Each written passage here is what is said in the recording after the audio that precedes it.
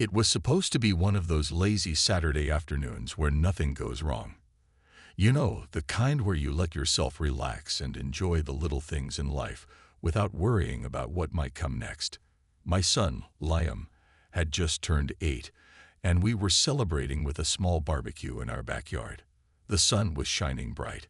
The air smelled like burgers cooking on the grill, and the sound of laughter filled the space around us. It felt perfect. Liam was having the time of his life running around the yard with his new toy drone. He'd gotten it as a birthday gift, and though he wasn't exactly an expert at flying it yet, he loved every second of trying. The little machine buzzed above him, wobbling slightly before dipping down toward the grass again. Each time it landed, Liam would cheer like he'd just achieved something amazing. And honestly, to me, it felt like he had. Watching him laugh made all the stress of daily life fade away for a while. I sat on the porch steps, sipping a cold glass of lemonade and soaking in the moment. I could hear the faint hum of distant lawnmowers and kids playing down the street. Everything seemed so peaceful. But then, out of nowhere, that peace shattered. A woman marched into my driveway like she owned the place. She didn't knock or call out. She just appeared, radiating anger from head to toe. Her blonde hair was tied back tightly, her sunglasses perched high on her nose, and her lips pressed together in a thin line. She wore yoga pants and a tank top that looked like they belonged in some fitness commercial, but there was nothing calm or collected about her demeanor. If anything, she looked ready for battle. "Is this your kid?" she demanded, pointing straight at Liam without even saying hello. Her tone caught me off guard. I stood up slowly, setting my glass of lemonade aside. "Yes," I replied cautiously. "Why?" "That **thing** he's flying almost hit me," she snapped, waving her arms dramatically toward the sky. It nearly took off my head. I blinked, trying to process what she was saying. Liam's drone was far from dangerous. It was more likely to crash into the ground than cause any real harm. Still, I called out to him. "Hey, buddy, bring the drone down for a minute." Liam ran over, holding the controller tightly in his hands. His smile faded when he saw the stranger standing in our driveway. "What's wrong, Mom?" "This lady says your drone almost hit her," I explained gently. Turning back to the woman, I added, "I'm sorry if it startled you. He's still learning how to fly it." She didn't soften one bit. Instead, her expression grew even colder. "Startled me? That's not the point. You shouldn't even have that thing in your yard. It's dangerous." I tried to stay patient, reminding myself that maybe she was just having a bad day. "It's just a toy," I said, "and we're well within our property lines. There's no rule against using a drone here." "Oh, really?" she shot back, crossing her arms. "Well, maybe there should be. Do you have any idea how annoying it is to deal with people like you?" "People like me," I repeated, raising an eyebrow. "What does that even mean?" She ignored my question and turned her attention directly to Liam. "Your brat needs to learn some manners. Maybe I'll teach him myself." Before I could say another word, she lunged forward and swatted the drone right out of Liam's hands. It hit the ground with a loud crack, its propellers snapping off instantly. Liam gasped, his eyes filling with tears. My stomach dropped. This woman had crossed a line, and I could feel my patience slipping away. "Are you serious right now?" I said, my voice rising. "That was completely unnecessary."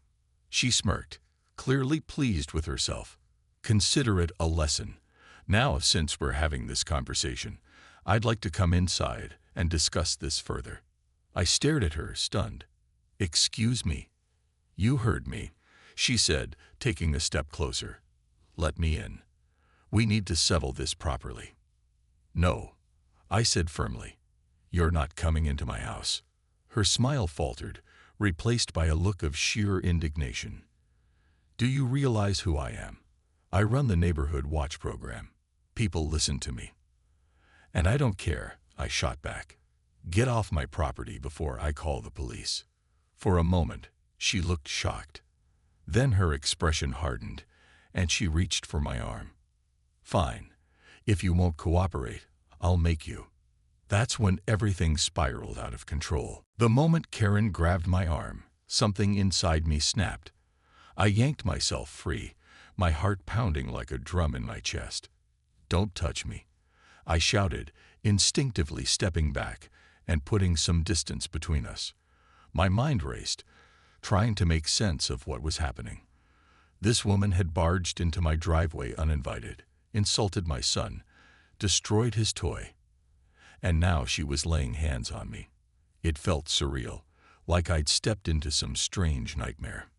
Karen didn't seem fazed by my reaction. If anything, her aggression only intensified.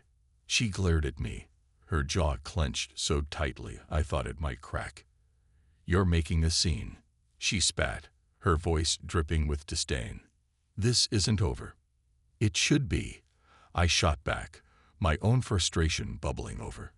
"You came onto my property, attacked my child's toy, and now you're threatening me. What do you even want?" Her lips curled into a smug smile that sent chills down my spine. "I told you, I want to come inside. We need to talk about this properly." "Properly?" I repeated, incredulous. "What part of no don't you understand? You're not welcome in my house." Karen's face twisted with anger, and for a split second, I thought she might actually lunge at me again. But instead, she took a step toward the front door, completely ignoring me. "Fine.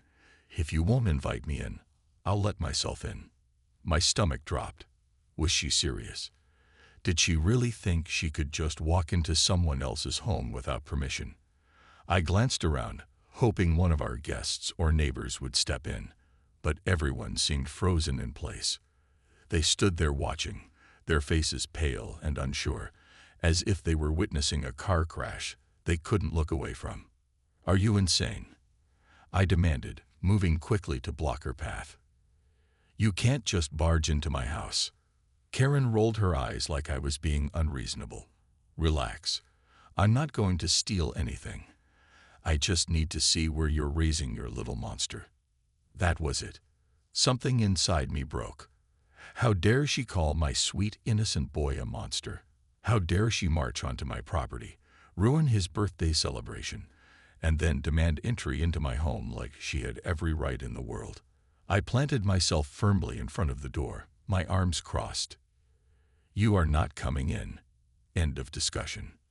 But Karen wasn't used to hearing the word no. Her patience evaporated, and suddenly, she shoved me hard enough to send me stumbling backward. My foot caught on the edge of the porch step, and I landed awkwardly on my tailbone with a sharp cry of pain. The impact knocked the wind out of me, leaving me gasping for breath. Liam screamed, his voice cutting through the chaos like a knife. He ran to my side, tears streaming down his face. "Mom, are you okay?" I tried to reassure him, forcing myself to sit up despite the throbbing pain in my lower back. "I'm fine, sweetheart," I said, though my voice trembled. "Stay close to me." Meanwhile, Karen didn't stop. She stormed past us, heading straight for the front door. "I'm calling the cops on you," she yelled over her shoulder. "This is trespassing." By now, several of our neighbors had gathered outside, drawn by the commotion. Some looked horrified. Others seemed torn between intervening and staying out of it. One of them, a retired teacher named Susan, finally stepped forward, pulling out her phone. "Officers needed at 42 Elm Street," she said firmly. "There's an intruder causing a disturbance." Karen froze mid-step, her hand hovering near the doorknob. For the first time since she arrived, she looked uncertain. "What are you doing?" she demanded, glaring at Susan.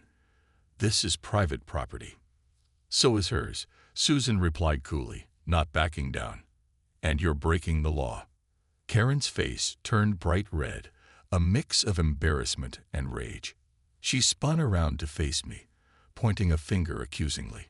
"You're going to regret this," she hissed. "When the police get here, they'll see exactly who's in the wrong." "They already know," I said, my voice shaking but steady. "Get out of my house." For a moment, it felt like time stood still. The tension in the air was thick enough to cut with a knife. Then, slowly, Karen lowered her hand and took a step back. She opened her mouth as if to say something, but no words came out.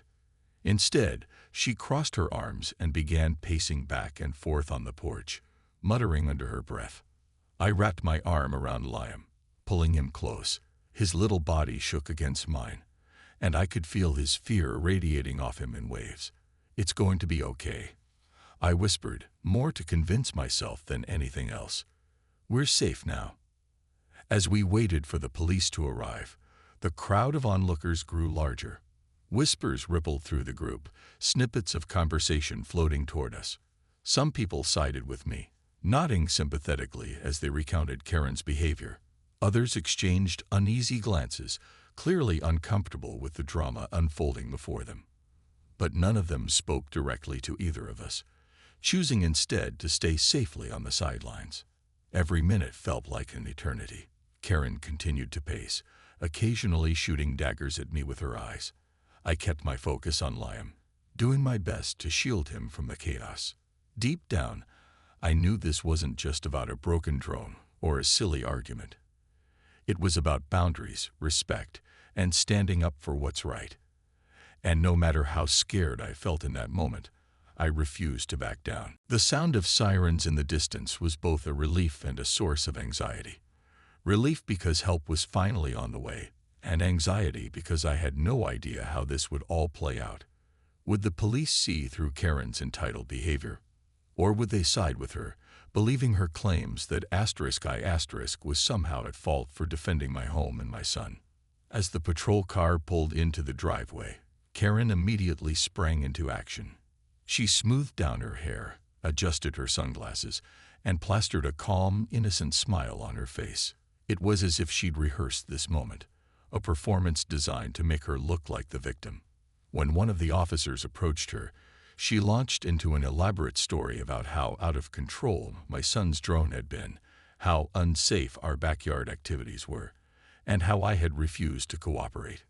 "She's lying," I blurted out before I could stop myself. The words came tumbling out faster than I could think, fueled by frustration and fear. "She broke my son's toy, shoved me, and tried to force her way into my house." The officer raised a hand, signaling for us both to pause. "Let's take this one step at a time," he said calmly, his voice firm but neutral. He turned first to Karen. "Ma'am, can you explain why you're here?" Karen nodded eagerly, leaning forward slightly as though she wanted to appear helpful. "Of course," she began, her tone dripping with false sincerity. "I was walking by when this drone nearly hit me. I asked them to stop, but they refused. Then, when I tried to discuss it peacefully, she became aggressive and threatened me." "Aggressive?" I repeated, incredulous. "You attacked my son's property and pushed me onto the ground. Ask anyone. They saw what happened." The officer glanced between us, clearly trying to piece together the truth. "We'll get to your side in a moment," he told me, then motioned for Karen to continue. She didn't miss a beat. After the incident, I simply wanted to address the situation inside her home, but she wouldn't allow it.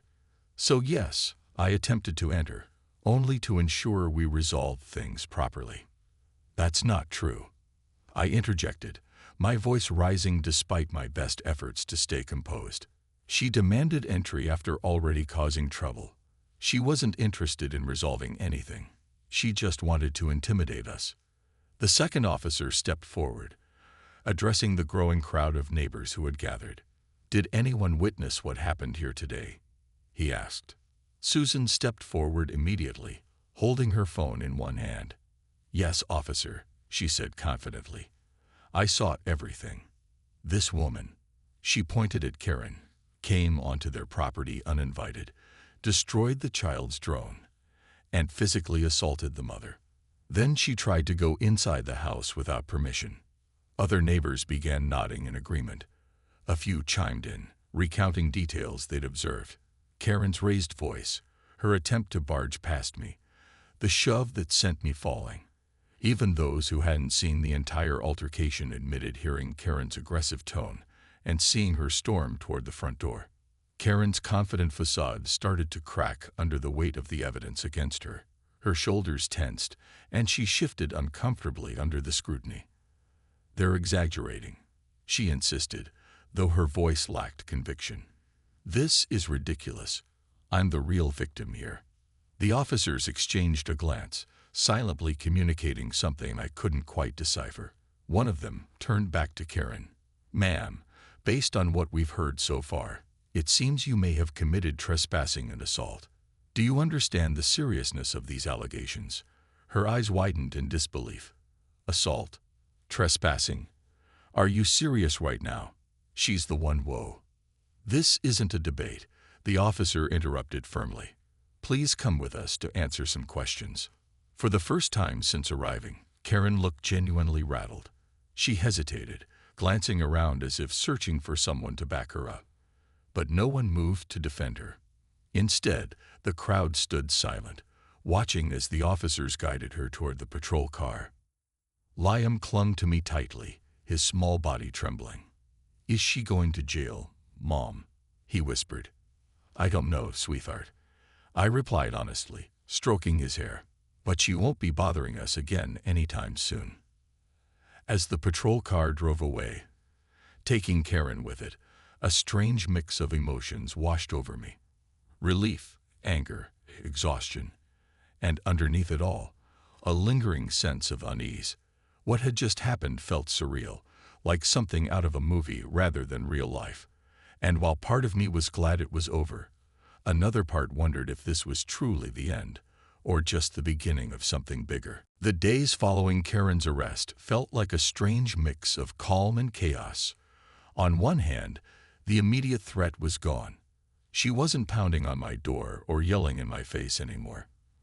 But on the other hand, the ripple effects of her actions lingered, spreading through the neighborhood like wildfire.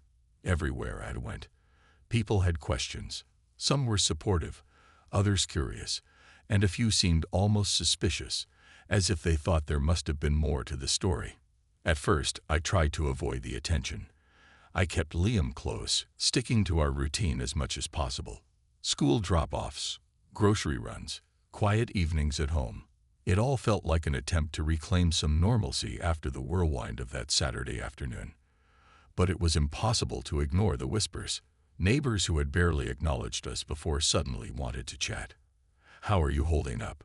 they'd ask, their eyes wide with concern, or maybe just plain curiosity. One morning, as I watered the plants on our porch, Mrs. Thompson from next door approached me hesitantly. She carried a plate of cookies wrapped neatly in plastic wrap, her hands trembling slightly. "I just wanted to say thank you," she said softly, glancing around as if making sure no one else could hear. Karen's been terrorizing this block for years. No one's ever stood up to her before. Her words caught me off guard. Years? How had I not known about this sooner? When we moved into the neighborhood 2 years ago, everyone had seemed friendly enough. Sure, Karen occasionally popped by to remind us about lawn care rules or noise restrictions, but I chalked it up to her being overly enthusiastic about community standards. I never imagined she was someone people feared. Mrs. Thompson must have noticed my confusion because she sighed deeply and sat down on the porch steps beside me. "Let me tell you something," she began, her voice low. "That woman has made life miserable for a lot of us. She files complaints left and right. About holiday decorations staying up too long, about cars parked in driveways overnight, even about kids playing outside after dark. Last year, she convinced the HOA to ban Christmas lights altogether because one neighbor left theirs up until March." I stared at her, stunned. "Christmas lights? Seriously?" She nodded solemnly. "Oh yes, and heaven forbid you forget to mow your lawn on time." She'll send letters, file reports, make threats. People started tiptoeing around her, afraid of setting her off. It was easier to give in than fight back. As she spoke, pieces of the puzzle began falling into place. The way some neighbors avoided eye contact when Karen walked by. The hushed conversations that stopped abruptly whenever someone new joined them. Even the odd sense of tension I'd sometimes felt during HOA meetings. It all made sense now. But why didn't anyone say anything? I asked, shaking my head. Why let her get away with it? Mrs. Thompson shrugged helplessly. Fear, mostly. Fear of retaliation. Fear of drama. Some folks thought it would blow over eventually. Others didn't want to rock the boat. You're the first person brave enough to stand your ground. Her words hit me harder than I expected. Brave. I hadn't felt brave in that moment. I'd felt scared, angry, and backed into a corner. Standing up to Karen wasn't a choice. It was survival. Yet here was Mrs. Thompson calling me courageous, and I couldn't help but wonder if she was right. Maybe courage isn't about feeling fearless. It's about doing what's right even when you're terrified. Still, the weight of what happened pressed heavily on me. While some neighbors praised me for taking a stand, others weren't so quick to celebrate. A few subtly hinted that I might have provoked Karen somehow, as if owning a toy drone or refusing entry into my home justified her behavior. One man even muttered under his breath that this kind of drama was exactly why he preferred living farther away from town. It stung, hearing those comments. I knew deep down that I hadn't done anything wrong, but doubt has a way of creeping in when people question your actions. Every sideways glance, every whispered comment felt like a reminder that standing up for yourself often comes with a price. Liam, too, struggled to adjust. He became quieter, more cautious, especially around strangers. The playful spark in his eyes dimmed, replaced by a wariness that broke my heart. I enrolled him in therapy sessions to help him process everything, hoping it would bring back the happy, carefree boy I used to know. Slowly, he started opening up again, but the scars of that day remained. Despite the challenges, though, something remarkable began to happen in the neighborhood. Without Karen breathing down everyone's necks, people started loosening up. Lawn ornaments reappeared, colorful and cheerful. Kids played outside without fear of being scolded for laughing too loudly. Even the HOA meetings felt less tense, though I still avoided attending them whenever possible. Life in Willow Creek wasn't perfect. It never would be. But for the first time in a long while, it felt like we were moving towards something better. Something freer.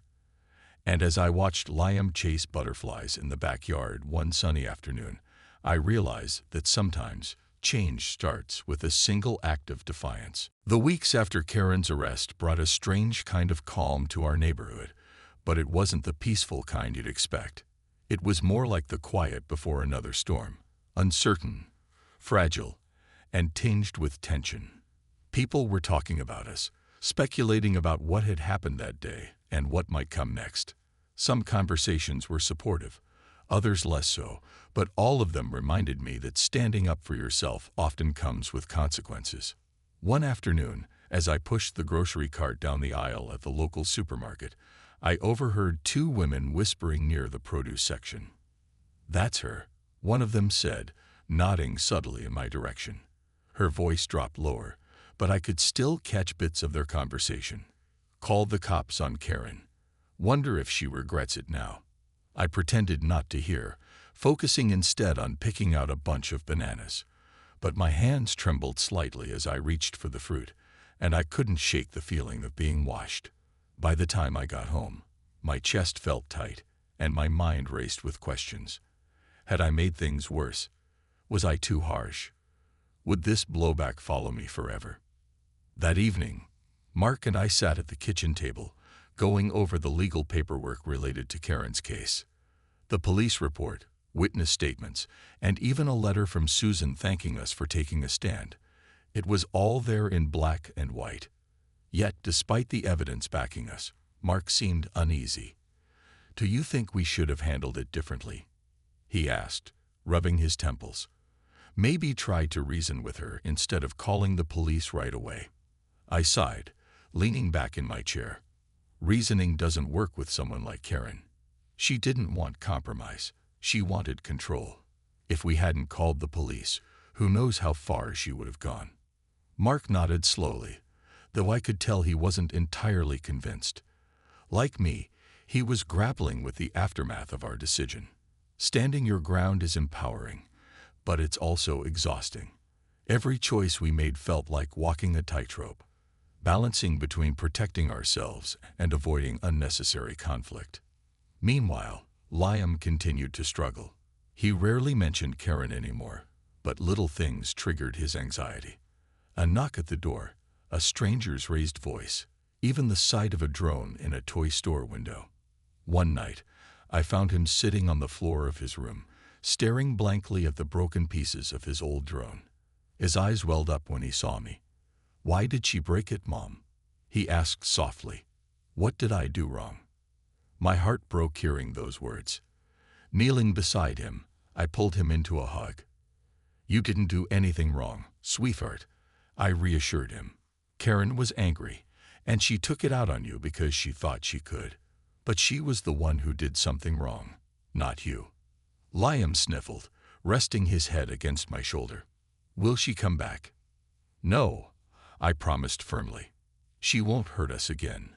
But even as I said the words, I couldn't banish the lingering unease in the pit of my stomach. What if she came back? What if this whole situation escalated further? The restraining order helped, but it wasn't foolproof. And while the charges against her, assault and attempted trespassing, were serious enough to keep her occupied for a while, I knew people like Karen didn't give up easily. As the days turned into weeks, the neighborhood began to shift in subtle ways. Neighbors who had once kept to themselves started reaching out, sharing stories about their own run-ins with Karen. Mr. Patel, who lived across the street, told me how she complained about his garden gnomes, calling them an eyesore. Mrs. Alvarez confessed that Karen had reported her for parking her car in the driveway overnight, claiming it violated HOA rules, even though no such rule existed. Each story added another layer to the portrait of a woman who thrived on power and intimidation. Yet, amidst the anger and frustration, there was also hope. For the first time in years, people felt free to express themselves without fear of retribution. Brightly colored wind chimes appeared on porches. Kids played outside well past sunset, their laughter echoing through the streets. Even the annual block party, which Karen had effectively canceled last year due to noise complaints, was back on the calendar. Still, the shadow of what happened lingered over everything. Every smile from a neighbor felt loaded, every casual comment laced with hidden meaning. Was this person genuinely happy for us, or were they waiting to see us stumble? One evening, as I stood on the porch watching the sunset, Mrs. Thompson stopped by again. This time, she didn't bring cookies, just a knowing look and a few simple words. "Change is hard," she said gently. "But sometimes it takes someone brave to make it happen." Her words stayed with me long after she left. Brave, courageous, strong. Those labels sounded nice, but they didn't erase the sleepless nights, the guilt, or the fear that lingered in the corners of my mind. Standing up to Karen had cost me more than I expected. My peace of mind, my sense of safety, even parts of my son's innocence. But it had also given me something invaluable. The reminder that fighting for what's right isn't always easy, but it's always worth it. And maybe, just maybe, that lesson would be enough to carry us forward. As the weeks turned into months, life in Willow Creek began to settle into a new rhythm. The neighborhood felt different, lighter, freer, like someone had finally opened a window to let fresh air in after years of stale tension. Without Karen looming over everyone, people started reclaiming their spaces. Lawns became canvases for creativity, with garden gnomes, pinwheels, and quirky sculptures popping up everywhere. Kids played outside until dusk, their laughter echoing through the streets once again. Even the HOA meetings, which used to feel like tense interrogations, now seemed more like casual gatherings where neighbors exchanged gardening tips and shared stories. But while things looked brighter on the surface, I couldn't ignore the scars Karen's behavior had left behind.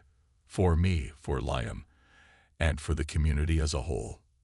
Her arrest didn't magically erase the fear she'd instilled in so many people.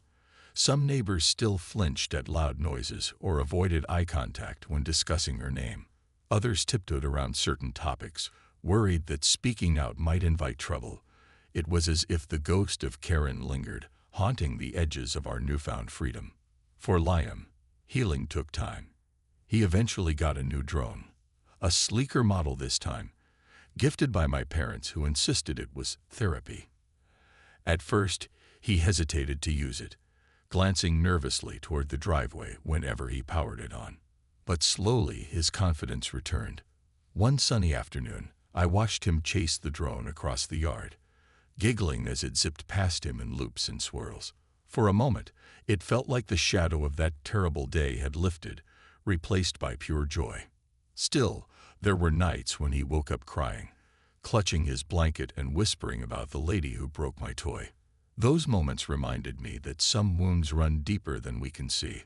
Karen herself faded into the background, though not entirely out of sight. She pleaded guilty to reduced charges in exchange for probation and mandatory anger management classes.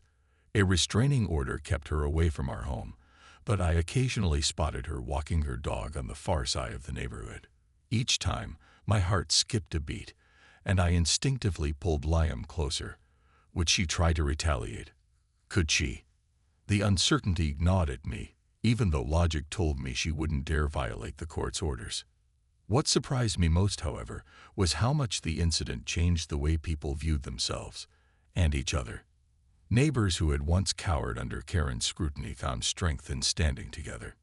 Mrs. Thompson organized a community cleanup day, encouraging everyone to spruce up their yards and sidewalks. Mr. Patel hosted a block-wide barbecue, complete with music and games for the kids. Even Susan, who had initially been hesitant to get involved, became a vocal advocate for setting healthier boundaries within the HOA. One evening, during one of these gatherings, I found myself sitting beside Mrs. Alvarez, sipping lemonade, and watching the kids play tag in the cul-de-sac. "You know," she said thoughtfully, "we owe you a lot. You didn't just stand up to Karen.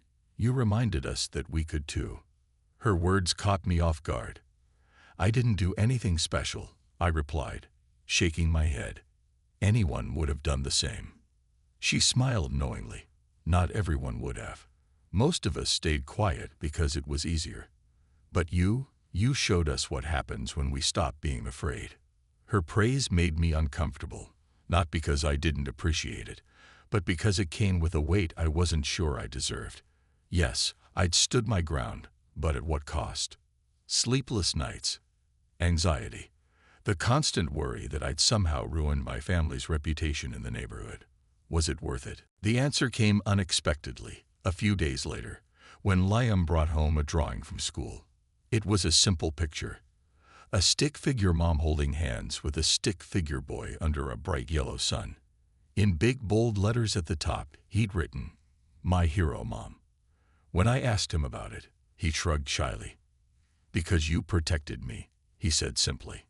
Tears welled up in my eyes as I hugged him tightly. That moment, that small, innocent declaration, made everything feel worthwhile. Maybe I hadn't saved the world, but I'd given my son something priceless. The belief that standing up for yourself doesn't make you a villain. It makes you brave. Still, the experience taught me an important lesson. Courage isn't about never feeling afraid. It's about moving forward despite your fears. And sometimes, doing the right thing means risking everything. Your peace, your comfort, even your relationships. But in the end, justice isn't always about winning. Sometimes, it's simply about refusing to back down. And as I tucked Liam into bed that night, listening to the distant hum of cicadas outside, I realized something else. We weren't just survivors of Karen's wrath. We were builders of something new, something stronger, something better. Months had passed since the day Karen stormed into our lives, and though her presence was no longer a constant shadow over Willow Creek, the memory of what happened lingered in subtle ways.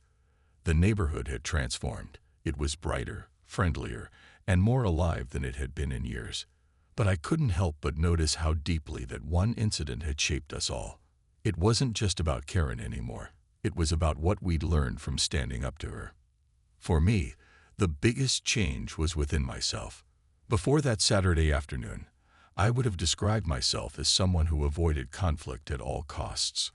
I valued peace, harmony, and keeping things simple. But Karen taught me something unexpected.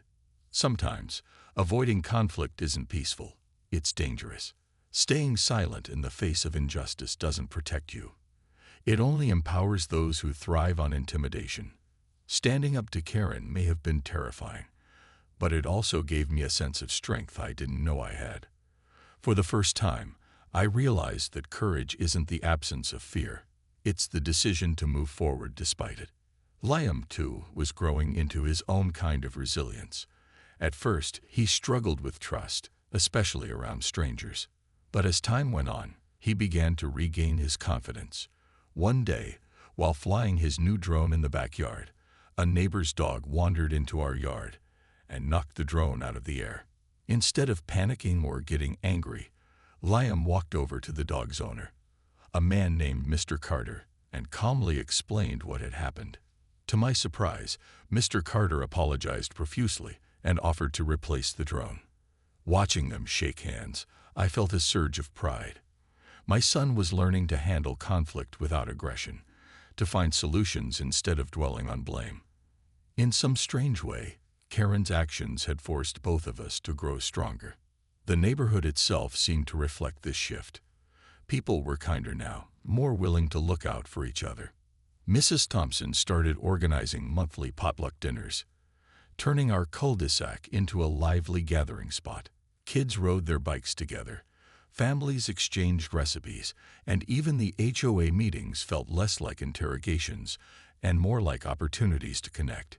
It was as if Karen's departure had cleared away years of tension, leaving room for something better to take its place.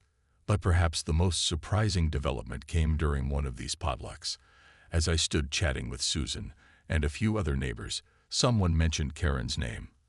The conversation quickly turned serious, with everyone sharing stories about how they'd dealt with her over the years.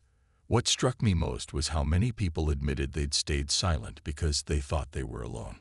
"I always figured it was just me she singled out," said Mrs. Alvarez, shaking her head. "I never imagined so many others felt the same way." That moment crystallized everything for me. Karen hadn't just been a bully. She'd been a symptom of something bigger, a culture of silence and fear that thrived when people refused to speak up. By standing my ground, I hadn't just protected my family. I'd given others permission to do the same. And that realization changed the way I saw myself. I wasn't just a mom trying to keep her son safe. I was part of a community, working alongside others to create something better. Still, I knew life wouldn't always be easy. There would be challenges ahead, new conflicts, tough decisions, moments of doubt. But I also knew we were stronger now, both individually and as a neighborhood. We'd face something scary together, and we'd come out the other side stronger for it. As I tucked Liam into bed that night, I thought about how far we'd come. His laughter filled the house again, his toys cluttered the living room, and his drawings decorated the fridge. None of it seemed extraordinary, but to me, it was everything.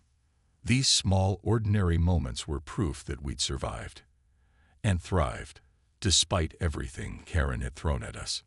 "Mom," Liam whispered sleepily as I kissed his forehead, "do you think bad people ever learn to be nice?" I smiled softly, brushing a strand of hair from his face. "Some do," I said, "and some don't. But either way, we can choose to be kind. That's what really matters." He nodded, already half asleep, and I turned off the light, letting the quiet hum of the night wrap around me. Outside, the stars twinkled faintly in the sky, and for the first time in months, I felt truly at peace. Life in Willow Creek wasn't perfect. It never would be, but it was ours, and that made all the difference.